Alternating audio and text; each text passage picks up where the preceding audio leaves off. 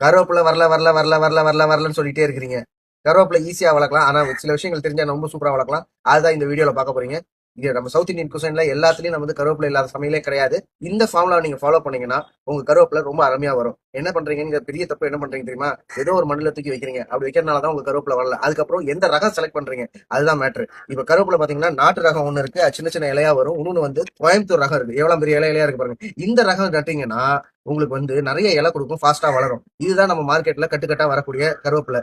இந்த ரகத்தை நம்ம எப்படி நடந்து பார்க்கறோம். நம்ம ஃபர்ஸ்ட் வந்து என்னென்ன வேணுங்கிறத நான் சொல்லிடுறேன் நானு. நமக்கு வந்து சாயில் மிக்ஸ் மெயினா வந்து வெர்மி கம்போஸ்ட், செம்மண், கோகோபித், இது 3 தான் மெயின். பிளஸ் நம்ம மிராக்கிள் மெடிசன். இந்த 3த்தையும் யூஸ் பண்ணி நாம வந்து கருவேப்பிலைக்கு எப்படி தொட்டி போடணும், அது மாதிரி எப்படி நடணுங்கிறத சொல்ல போறோம். ஃபர்ஸ்ட் எடுத்த உடனே இந்த மாதிரி ஒரு 10 inches minimum 10 inches to 15 inches தொட்டியில போடுங்க.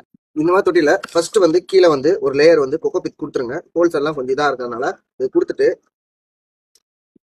செம்மண், வெர்மி கம்போஸ்ட், கோகோபித் கலந்ததை மிக்சரை ஒரு லேயர் கொஞ்சம் கீழே இது ஆட் பண்ணிடுங்க.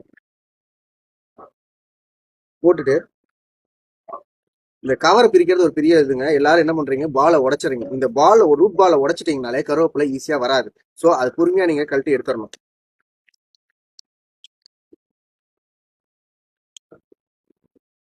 பாருங்க எப்படி இருக்கு. இந்த இந்த இதை ரூட் பாலை உடைச்சிட்டோம்னா என்ன ஆகும், உங்களுக்கு கீழே இருக்க வேரெல்லாம் செத்து போயிடும். ஸோ இப்போ என்ன பண்ணுவோம், இப்படி நடுவில் சென்டர்ல வச்சுட்டு மேல இருக்கிற மண்ணை உடைக்கணும். இதான் முக்கியமானது. நீங்க எல்லாம் கீழே உடைச்சிடுறீங்க, கீழே உடைக்க கூடாது. மேல இருக்கிறத லைட்டா அப்படி உடைச்சு விட்டணும்.